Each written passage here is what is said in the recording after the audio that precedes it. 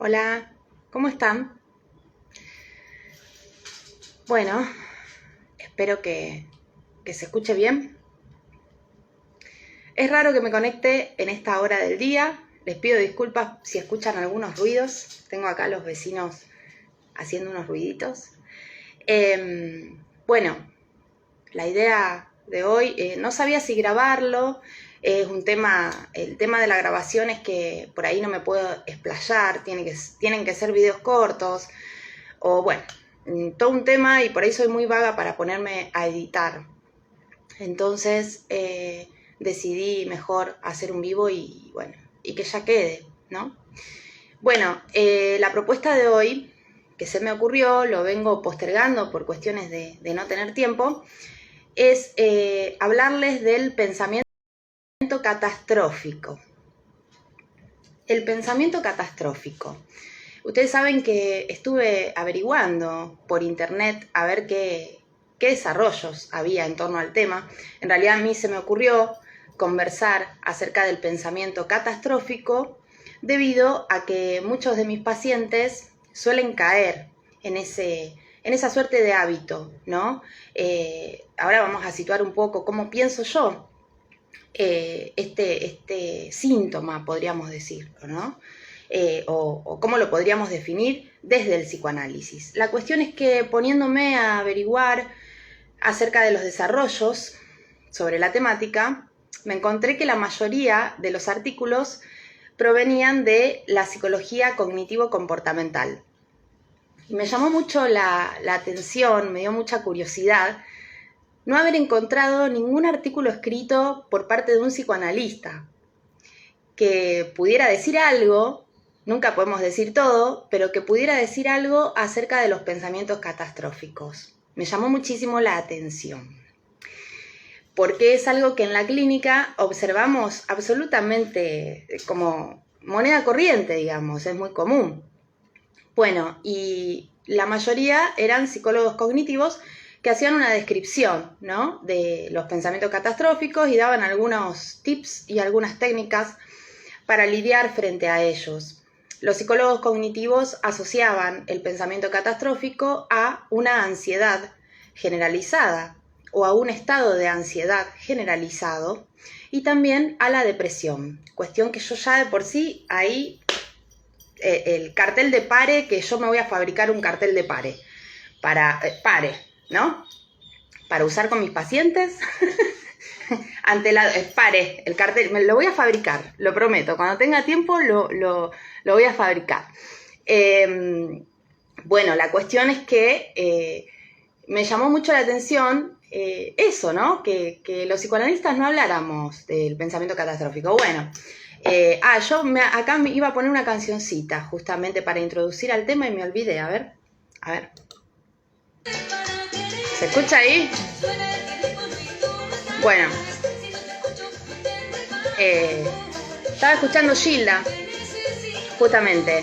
Bueno, no sé si conocen la historia de Gilda, lo que le pasó a Gilda, ¿no? Resulta ser que su sueño siempre había sido ser cantante. Ella era maestra jardinera y, bueno, la mayor parte de su vida se desempeñó como docente, como maestra jardinera, pero siempre tenía ahí el deseo en su corazón de ser cantante, de cantar. A Gilda le gustaba mucho el rock nacional, de hecho le gustaba mucho Serú Girán, Papo, por ejemplo, Spinetta.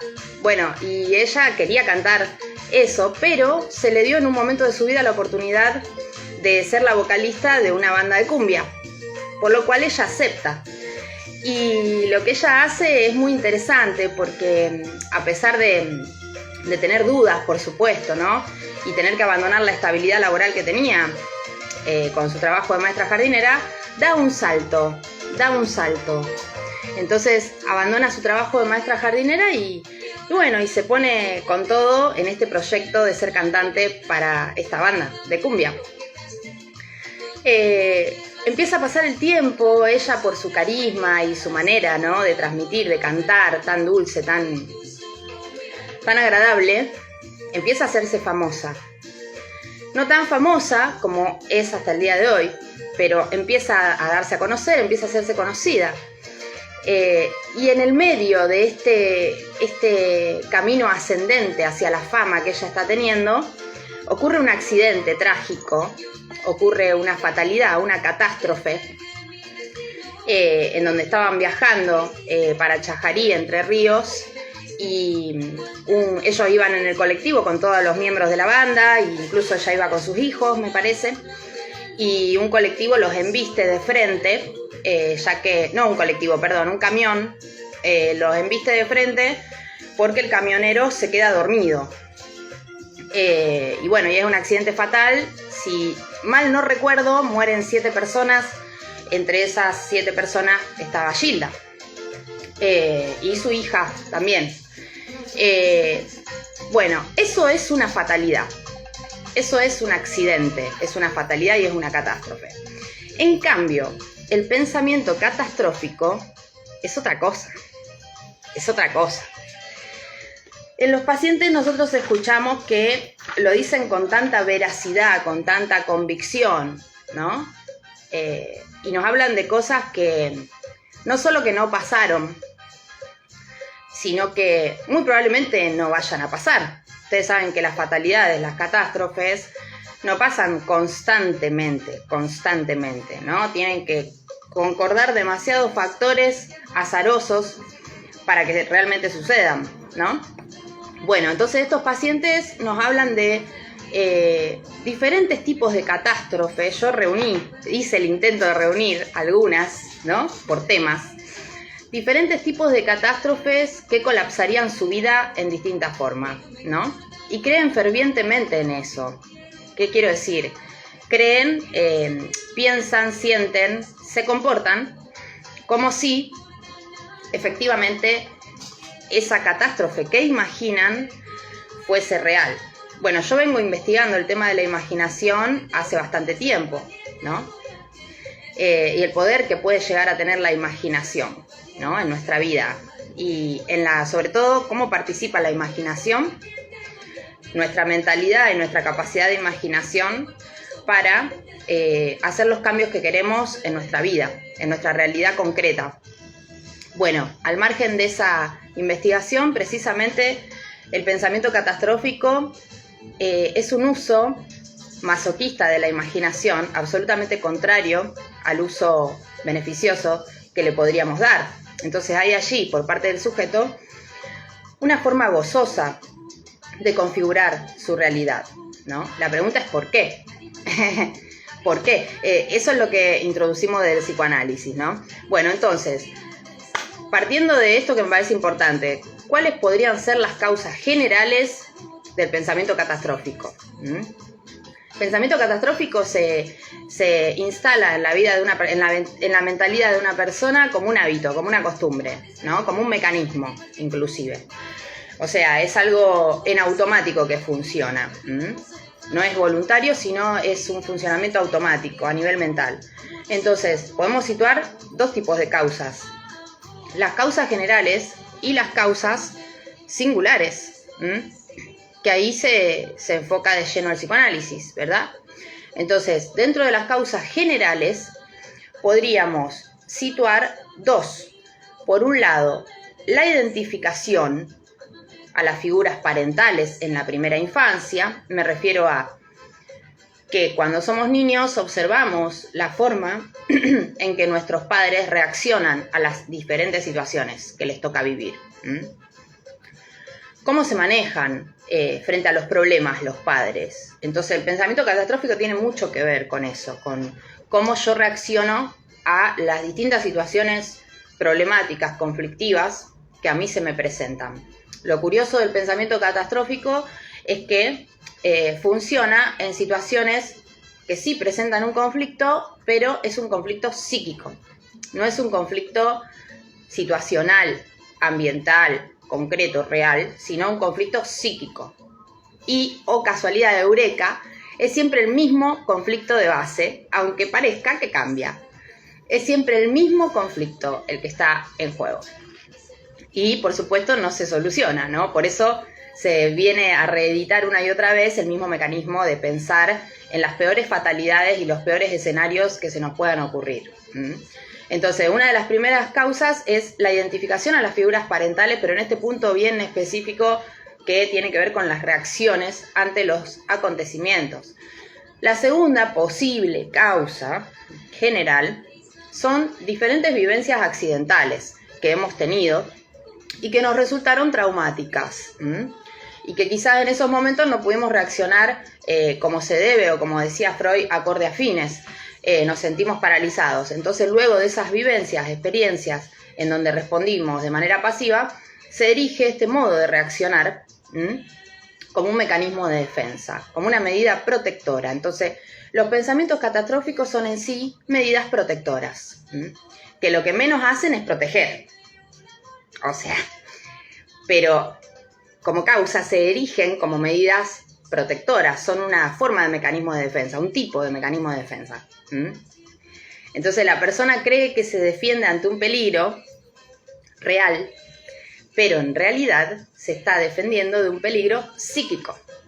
Es importante tener esa diferencia presente, porque una cosa es un peligro real y otra muy distinta es un peligro imaginario, una conflictiva imaginaria. Cuando decimos imaginario, estamos dándole un lugar protagónico al sujeto como creador de sus propias conflictivas. A mucha gente le cuesta un montón aceptar eso, reconocer la participación enorme que tenemos en este asunto, cuando nos estamos refiriendo a los conflictos psíquicos, a los escenarios imaginarios que montamos. Bueno, nosotros tenemos absoluta participación en el montaje de ese tipo de escenarios. Entonces, eso es lo que tiene el psicoanálisis, por eso es como el hijo bastardo del mundo de la psicología, ¿sí? Porque nosotros apuntamos a que el sujeto descubra su verdad y se pueda hacer responsable de esta participación, de cómo él mismo se cava su propia fosa.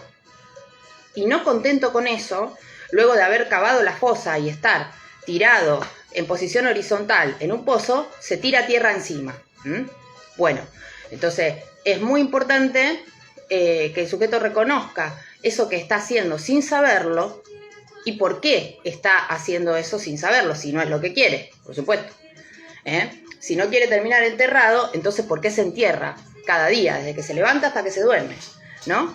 Bueno, entonces el pensamiento catastrófico tiene mucho que ver con eso, en realidad, con un mecanismo que apunta al propio hundimiento, podríamos decir. Me voy a un crucero, tengo miedo que el barco se hunda. Bueno, soy yo que me estoy hundiendo en realidad, ¿no? Pensando que el barco se puede hundir. Es una posibilidad. Entonces, el pensamiento catastrófico parte de este punto, de una posibilidad realista, podemos decir, desde la lógica racional. Es cierto que un barco, un crucero, se puede hundir, de hecho ha sucedido. Como le pasó a Gilda, es cierto que si yo me voy de viaje por la ruta, es cierto que puede pasar que un camión me embista de frente y yo muera. Es una posibilidad. Yo no recurrí a estudios estadísticos, pero es una de las tantas posibilidades. Y como todavía no ha sucedido, porque una cosa es cuando algo ya sucede y otra muy distinta es cuando yo me anticipo, que ese es otro factor característico del mecanismo, ¿no? De este mecanismo particular de defensa, el pensamiento catastrófico, ¿no? De anticiparme, pero anticiparme a lo peor. Dentro de todas las posibilidades que pueden presentarse, el pensamiento catastrófico se anticipa a la peor posibilidad.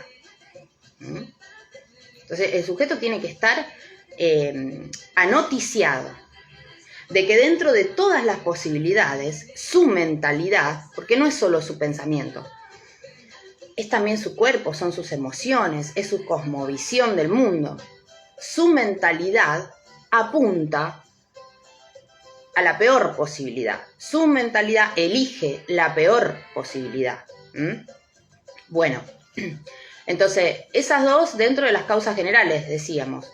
Por identificación a las figuras parentales, es muy posible que o la madre o el padre o ambos reaccionaran de esa manera.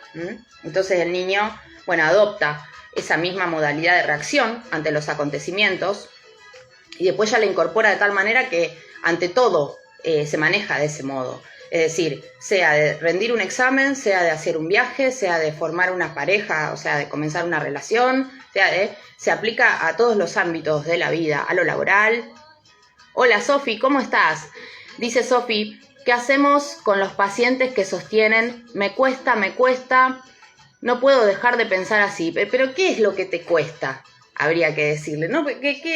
¿A dónde está la dificultad? A ver, contame. ¿A dónde ves vos la dificultad? Está bien, no puedo dejar de pensar así. Bueno, acá es muy... ¿Qué pasa si pensás de otra manera? ¿Cuál es el verdadero peligro que se pone en juego? Porque el verdadero peligro y el verdadero malestar no es pensar así. La persona está absolutamente acostumbrada a pensar de esa manera y le resulta absolutamente familiar pensar de esa manera trágica, catastrófica. Pensar en lo peor le representa, al menos de manera superficial, un reaseguro a la persona. Le presenta un reaseguro. Decir, bueno, ya está, pienso en lo peor y me protejo, digamos. Si pasa lo peor, yo ya lo pensé. Pasa que es un círculo vicioso. Porque si yo pienso que pasa lo peor, entonces, sin darme cuenta, toda mi existencia está enfocada hacia ese punto. Entonces, es muy probable que termine pasando lo peor. Porque es como si yo me configurara anímicamente, mentalmente, corporalmente, para vivir esa experiencia, ¿no? Y después, viste, yo sabía, dicen, ¿no? Yo sabía que iba a pasar tal cosa. Pero lo estuviste pensando 3 años, qué sé yo. Entonces, acá la pregunta importante es, ¿por qué no se puede pensar de otro modo? ¿Cuáles son las consecuencias de pensar de otro modo? ¿Quién saldría herido si yo soy feliz? Porque también la culpa tiene su participación.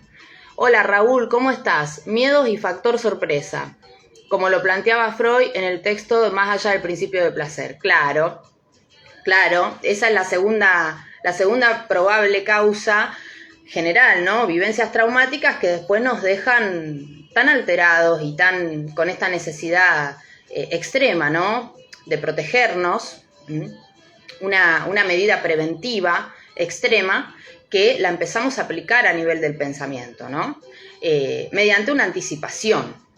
Nos anticipamos, pero de una manera tan automática que muchas veces no lo podemos frenar. Entonces, un primer paso es estar atentos a este surgimiento de estos pensamientos, ¿no? Porque no dejarlos fluir, como se dice ahora, fluir libremente, porque estar como conectados con esos pensamientos cuando empiezan a surgir. Porque, ¿qué pasa con los pensamientos? Pasa algo muy curioso. Y ustedes saben que ya esto lo había dicho Freud, ¿no? Los pensamientos están conectados íntimamente con diferentes afectos, con distintas emociones, podemos decir, en otro lenguaje, ¿no? Entonces, el pensamiento va siempre acompañado de una emoción, no anda solo. Freud lo teoriza como representante y afecto.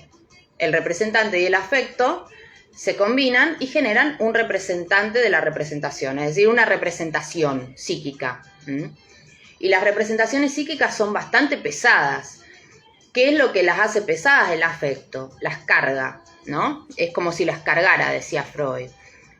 Raúl dice, excelente tema. Es que todos podemos ser presa del pensamiento catastrófico, ¿eh? Todos podemos ser En el fondo, el pensamiento catastrófico es una manifestación de esta tendencia masoquista que situaba Freud en el texto, del masoquismo. Es una de las posibles manifestaciones del masoquismo primordial, al menos así lo entiendo yo, ¿eh? Por eso yo les daba esta metáfora de que es cavarse su propia fosa. Cuando nos anticipamos a pensar en la peor posibilidad de todas, la peor escena de todas, el peor escenario posible, ¿eh? Porque una cosa es que, bueno, que lamentablemente nos toque vivir o presenciar un momento trágico, un hecho trágico, o que nos toque de cerca una catástrofe, porque no es que no ocurren. Ahora, otra cosa muy distinta es anticiparse, pensar mecánicamente, en situaciones que tienen que ver con lo vital sobre todo, inclusive con nuestro propio deseo, anticiparnos a pensar lo peor, es decir, introducir la catástrofe, la tragedia, allí donde todavía no está. Entonces es más grave de lo que parece, no hay que subestimarlo. ¿Quedará grabado? Sí, voy a intentar dejarlo grabado. Si no me falla Instagram, va a quedar grabado. Bueno, entonces teníamos las causas generales, la identificación o las vivencias traumáticas experimentadas, que nos pueden desencadenar este mecanismo, y luego tenemos las causas singulares, que acá hay algo muy curioso, porque de causas generales cualquiera puede ir a hablar en un congreso, y está buenísimo, uno se siente, incluso como profesional, uno se siente súper cómodo hablando de generalidades, ¿no? Se siente seguro, se siente cómodo, pero a la par tenemos las otras causas, que son en realidad las más importantes, y ahora les voy a decir por qué, que son las causas singulares.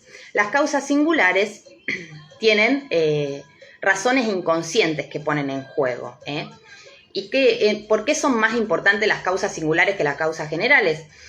Porque precisamente en las causas singulares se encuentra la solución. Es decir, la solución al problema siempre va a estar en el lugar de origen del problema. No va a estar en otra parte. La solución al problema psíquico-emocional que estamos teniendo, sobre todo si se trata de un mecanismo como este, ¿no?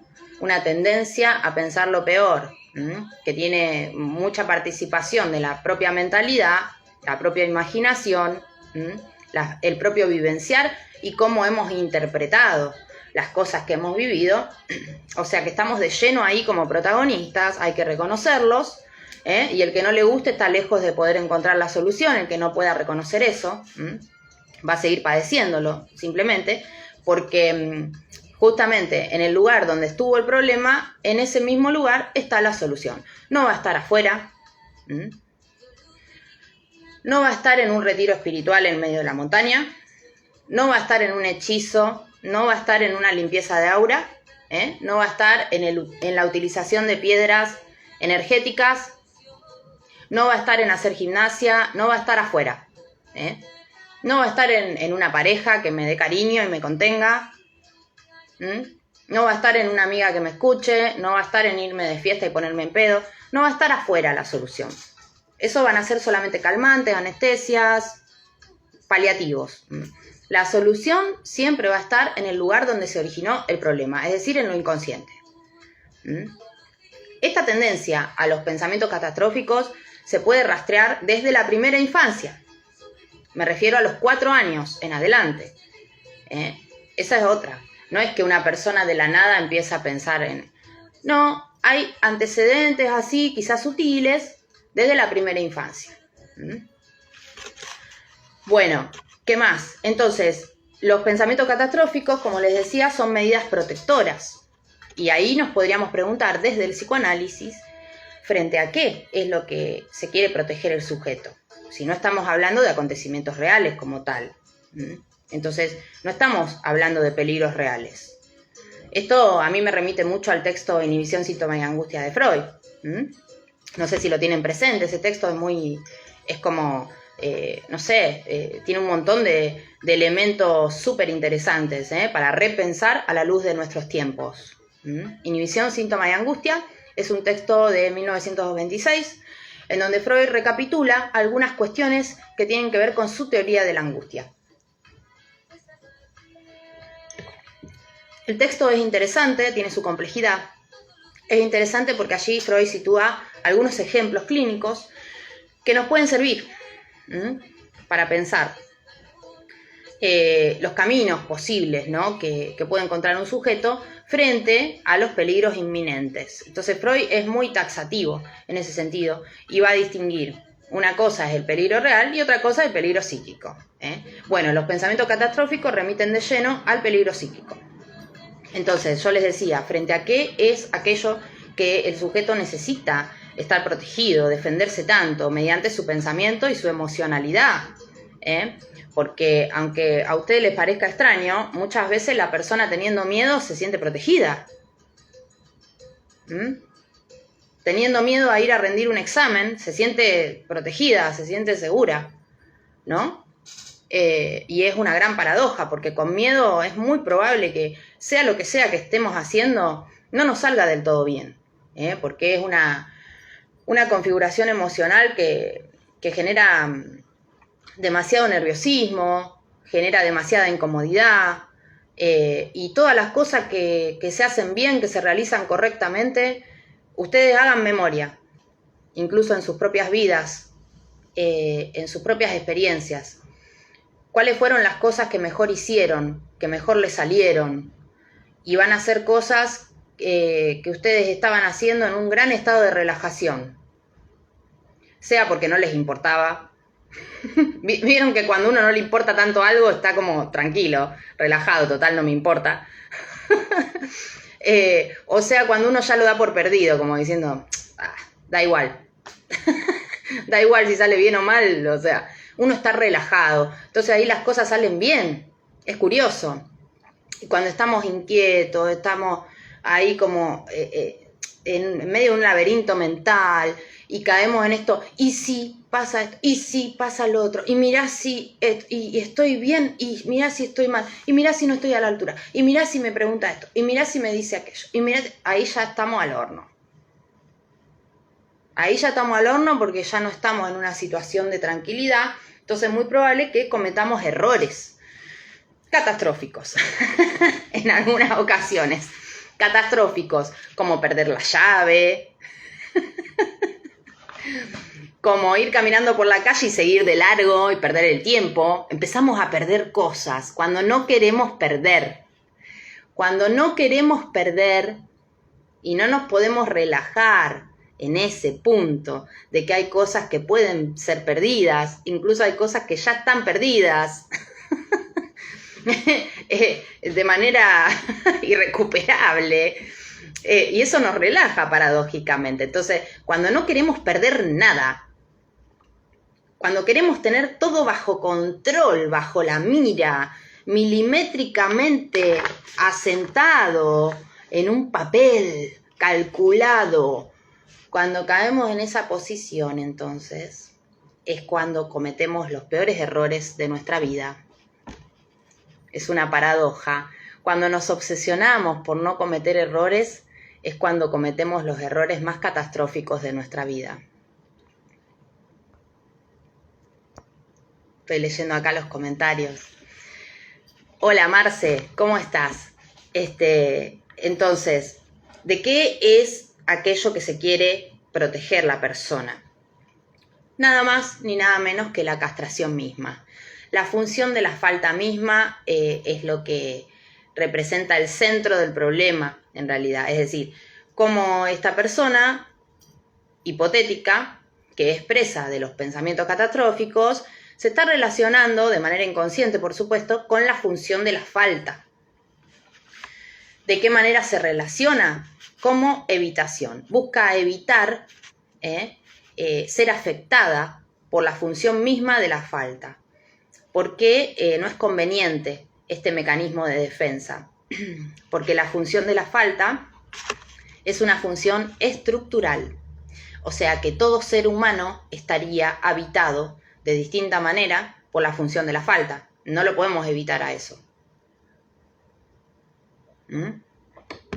O sea, ni tampoco deberíamos. O sea, la función de la falta no es algo que tengamos que solucionar. Al contrario, porque la función de la falta es precisamente lo que nos va a mantener conectados con nuestro propio deseo. O sea, no es algo que haya que llenar, ni solucionar, ni eliminar de la estructura. Bueno, en estos casos es como si la persona tuviera una gran tendencia, un querer, eliminar una función estructural, y por eso le va mal. Por eso le va mal, porque se mete con un elemento estructural que en vez de ser eliminado, tiene que ser habitado. Tiene que ser utilizado para el propio beneficio. Entonces está haciendo lo contrario la persona a lo que debería hacer para sentirse bien. Bueno, entonces acá se hace bien patente esta defensa a la castración, que es una cuestión que precisamente Freud trabaja en el texto de Inhibición, Síntoma y Angustia, ¿no?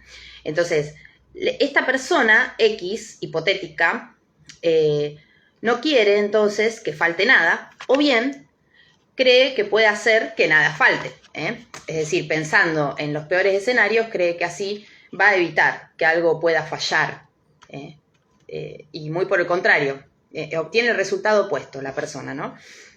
Bueno, y entonces acá podemos situar una paradoja, porque hay aquí un gran deseo de controlar las situaciones, ¿no? Hay un gran deseo de controlar las situaciones de manera negativa, pero es un deseo de controlar la situación, y este deseo de controlar termina desembocando en un descontrol. Esa es la paradoja, en un descontrol a nivel mental, la catástrofe mental, ¿no? Estar pensando lo peor.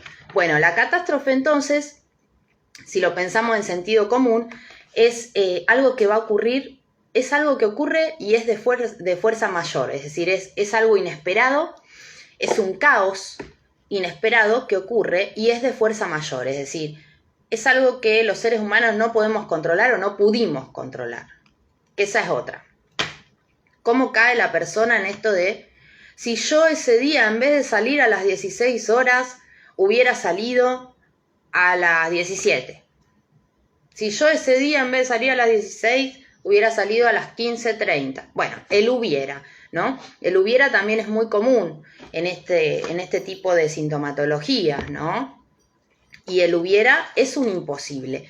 Entonces, acá la persona que está inmersa en un pensamiento catastrófico está siempre coqueteando con lo imposible. Eso también hay que situarlo, ¿eh? La persona está coqueteando con lo imposible. Si yo hubiera hecho, bueno, me vuelvo al pasado y modifico, o sea, ¿no? Como que, ¿cuál es el tema? Que eso la desconecta a la persona absolutamente del tiempo presente, ¿no? Porque o se anticipa demasiado, o bien posterga las cosas que tiene que hacer. Entonces nunca está en el momento en que la persona es convocada por las cosas que le toca vivir, ¿no? Siempre está desfasada a nivel mental. Está pensando en el futuro permanentemente la persona. Bueno, entonces las catástrofes y las fatalidades que ocurren, ¿no?, en el mundo real tienen su semejanza con la castración misma como operatoria. Fíjense, las fatalidades pueden ocurrir debido a errores o distracciones humanas. Las fatalidades pueden ocurrir debido a la maldad humana también. Después tenemos las fatalidades como enfermedad, ¿no? Que mucha gente piensa en las enfermedades como algo, bueno, fatal, trágico. Entonces las enfermedades pueden ser debidas a errores celulares internos del organismo, ¿no? Y después tenemos las catástrofes naturales que nadie puede explicar, que a mí me parece que las catástrofes naturales son un buen espejo, un buen ejemplo de lo real, ¿no? Vieron lo que teorizó Lacan como el registro de lo real. A mí me sirve, siempre me ha servido pensar lo real como una catástrofe natural, así funciona lo real, ¿no? Como algo así intempestivo, algo... Ahí se me fue el comentario de Victoria. Hola Victoria, ¿cómo estás? Entonces, tiene acá una participación bastante grande el registro de lo real, la persona que se entrega a los pensamientos catastróficos. O sea, esto me parece también una buena distinción que yo puedo al menos situar desde el psicoanálisis. No es que la persona padece de ansiedad, no es que la persona le pasa esta situación de los pensamientos catastróficos porque tiene una personalidad compatible con ese mecanismo de defensa. No es que la persona padece, pobrecita, de pensamiento catastrófico. O sea, la persona se entrega porque hay un sujeto detrás de esa persona. La persona se entrega a un pensar catastrófico, se entrega, se abandona, se deja tomar por un pensamiento catastrófico. Y ahí está el goce. Cuando alguien se entrega, se abre como Jesucristo, así, se abre así, se crucifica, ahí está el goce. Bueno, entonces, se trata, estas catástrofes, sean naturales o fatalidades debido al mismo ser humano que no sabe cómo vivir y no sabe cómo dejar de molestar a los demás, estas situaciones catastróficas reales son situaciones que corrompen la posibilidad de control y estabilidad. Eso tienen en común, ¿no? Nos hacen sentir impotencia. Son situaciones que no logran explicarse del todo, ni siquiera yendo al fondo de esas situaciones. O sea, traten de explicar el tsunami ocurrido en Asia en el año 2005, si no me equivoco. Traten de explicar eso. O sea, no alcanzan las explicaciones. Eso es lo real, ¿no? Bueno, sí, podemos decir que fue el tsunami de Asia, fue debido a un movimiento de las placas tectónicas en el fondo marino, es una zona sísmica, es algo que ocurre cada muchos años, pero bueno, ocurrió, bueno, ¿qué más? O sea, lo único que explican los científicos y la gente abocada al tema es que las placas tectónicas se movieron y entonces provocaron el tsunami, ¿no? Que se expandió en distintas áreas del mundo. Pero bueno, nadie puede explicar por qué las placas tectónicas se mueven, por qué es una zona sísmica y cómo se generó la placa tectónica y por qué estaba quebrada y por qué se movió ese día, a esa hora. A ver, nadie puede explicar eso, ¿no? Entonces nos refleja esta falta de control de algunas cosas, ¿no? Y esta cosa superior, ¿no? Que el ser humano no puede manipular. La inermidad de... Freud lo situaba, no sé si alguien se acuerda o lo tiene presente, el malestar en la cultura. Los peligros que nos acechan, los peligros que nos acechan. Se deja tomar por un goce, claro, sí. Se entrega, ¿no? En una dejadez también, en una dejadez. Creyendo que no puede hacer nada, se entrega a ese goce. Y por eso empieza a ser el amo, ¿no? No lo puedo evitar, no puedo dejar, esto me controla, y es uno mismo en realidad. O sea, nadie te hace nada, sos vos.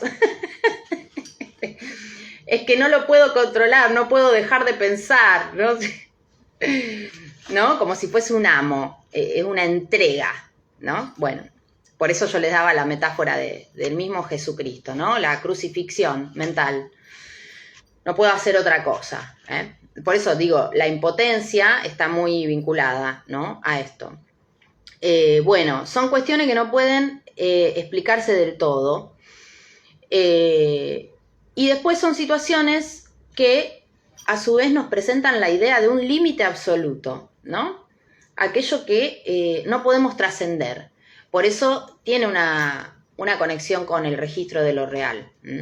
Hay ahí un límite que se nos presenta y no podemos superar, modificar.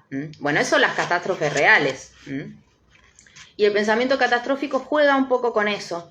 Es como si fuese una metáfora de una catástrofe real. Bueno, yo confieso que a mí me gusta mucho el cine catástrofe. Me vi todas las películas que existen. Y la más graciosa de todas es La Falla de San Andrés. No sé si la vieron. La Falla de San Andrés es re pochoclera y muy graciosa porque todo arranca con un terremoto y después pasa todo lo que ustedes se puedan imaginar. O sea, todas las catástrofes naturales posibles. Y entonces por eso digo es gracioso. Porque está el terremoto, está el tsunami, está el fuego, está todo. Bueno, y esa película me encanta, ¿no? A las alturas, todo. Todos los 4 elementos ahí colapsados. Y a mí me gusta eso.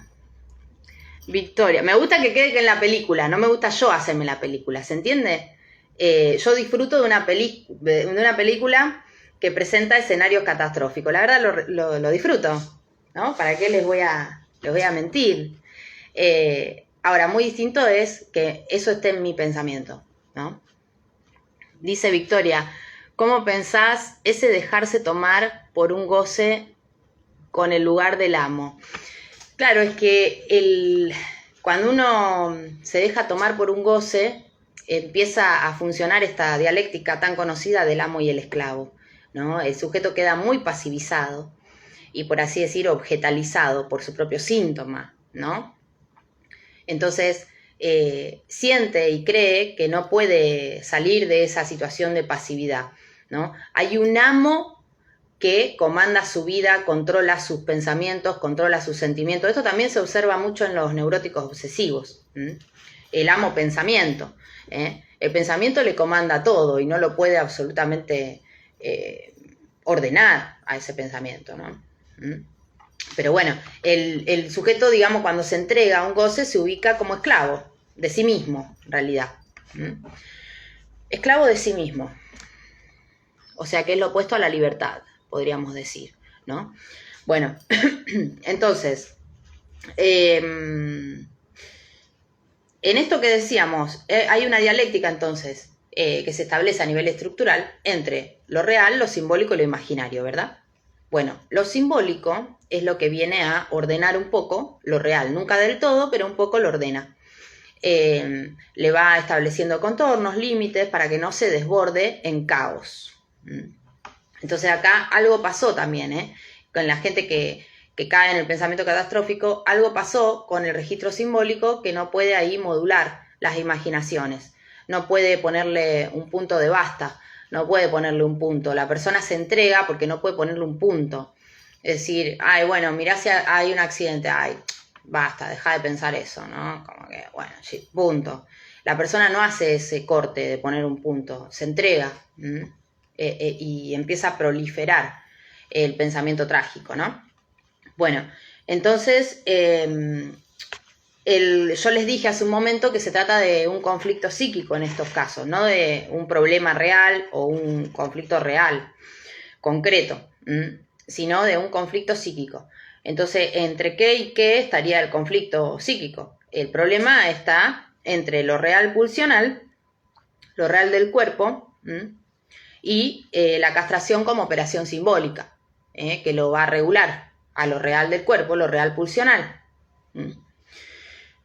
Entonces, eso es un problema bastante temprano, que supuestamente se resuelve en el marco del complejo de Edipo. Es decir, con la lógica de la castración, lo real pulsional termina por ser acotado, ordenado, regulado, ¿no? Entonces, no llega a ese punto extremo de ser displacentero lo pulsional, porque la lógica simbólica, mediante la castración, es decir, la función misma de la falta, empieza a ordenar lo pulsional. Bueno, entonces en estos casos vemos como si el sujeto quisiera reeditar una y otra vez ese momento, ¿no?, de la lógica de la castración, pero sin enfrentarse a la castración, porque fíjense que en estos casos, en lugar de surgir la angustia como tal, surge directamente el pensamiento catastrófico, como si viniera a tapar un poco el momento de la angustia, el pensamiento catastrófico. Es como una prevención incluso de la angustia. Pienso en términos de lo peor, entonces no me angustio. Bueno, digo, ese pensamiento bastante infantil también, ¿no? Bueno, a ver, ¿qué más? Anoté por aquí. Bueno, entonces, claro, a simple vista el pensamiento catastrófico parece una medida protectora, preventiva, pero lo que esconde en realidad es un intento de elaboración, de inscripción de la castración misma, que aún no puede aceptarse, no del todo, no del todo. El sujeto no llega a resignar, el sujeto no llega a resignarse al hecho de que hay cosas que no puede controlar. Hay cosas que no puede saber. Hay cosas que no puede entender. Eso es la castración. Hay cosas que no puede anticipar. Y entonces, como el sujeto no logra resignar y aceptar ese hecho de que va a haber cosas que no puede saber, no puede controlar, no puede anticipar, por esa misma razón las cosas se le salen de control. Se le salen de control cada vez que piensa en hacer algún plan, en planificar algo, o en tomar acción. Cada vez que piensa en tomar acción, las cosas se le caotizan. Bueno, porque quiere controlar todos los sucesos, como si no pudiera experimentar disfrute alguno. Bueno, esto por supuesto tiene que ser trabajado analíticamente, ¿no? Bueno, y por otro lado hay una íntima relación, ¿no?, con la falta. que encontramos en este pensar catastrófico. Digamos que el trasfondo del pensar catastrófico siempre implica un miedo sumamente irracional y desmesurado de que falte. Por eso yo les decía que tiene mucha relación con la función de la falta. En el fondo es un miedo de que falte algo.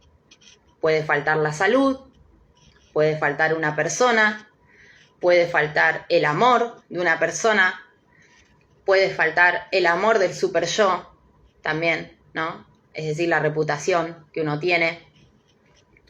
Puede faltar el dinero o puede faltar incluso la vida, ¿no? Pero siempre el pensamiento catastrófico nos remite a un temor de que falte algo, como si ya no faltara. Si ya no falta. Digo, a mí me da risa porque es lo que nos arroja el psicoanálisis cada vez, en cada análisis, ¿no? Que uno se desayuna con que algo nos falta y siempre nos va a faltar algo, ¿no? Incluso esto ustedes lo pueden comprobar en cualquier actividad que realicen, siempre falta algo. Un ejemplo que se me ocurre en este momento es, por ejemplo, cuando tenemos algún entredicho, alguna discusión o alguna confrontación con alguien verbal, ¿no? Y bueno, y en el momento en que conversamos, discutimos con esa persona, dijimos un par de cosas, lo que pudimos en ese momento, ¿no? Lo que se nos fue ocurriendo. Y respondimos como pudimos responder en ese momento, ¿no? Lo básico lo hicimos, pero bueno, después sucede, nos vamos, después de que sucede ese enfrentamiento, esa conversación, nos vamos, qué sé yo, seguimos con nuestra vida, y se nos empieza a ocurrir, le tendría que haber dicho esto otro. ¿Cómo se me pudo olvidar? Porque yo también tendría que haberle dicho esto otro. Y uno empieza como a armar la discusión antes de dormir con la persona, ¿no? Empieza a reeditar otra vez la discusión y le agrega cosas, le pone esto tendría que habérselo dicho así, esto yo tendría que haber corregido esa palabra, en vez de esa palabra, esta otra. Entonces siempre falta algo. El problema es detenernos, perdiendo el tiempo, ¿no? En esta creencia de que podría no haber faltado nada en esa discusión. Podría haberlo hecho mejor, cuando en realidad no podría haberlo hecho mejor. O sea, lo hice como lo pude hacer en ese momento. No podría haberlo hecho mejor. Lo mismo sucede en el caso de las relaciones amorosas, ¿no? También, yo podría haber, bueno, si yo hubiera hecho, no, vos hiciste lo que pudiste en ese momento y el otro hizo lo que pudo en ese momento. O sea que no podría haberse hecho de otra manera, de otro modo. Y esa es la función de la falta in situ, funcionando en su materialidad más plástica y más palpable. Que uno hace lo que puede con lo que tiene. Nada más ni nada menos. Así que bueno, espero que les haya gustado el encuentro de hoy, les haya aportado algo, sobre todo interrogantes, que es lo que a mí más me interesa aportar desde el psicoanálisis. Y bueno, espero que tengan una linda tarde y déjenme en los comentarios si quieren agregar algo o quieren hacer alguna pregunta relacionada con este tema. Les dejo un beso grande y nos vemos en un próximo video.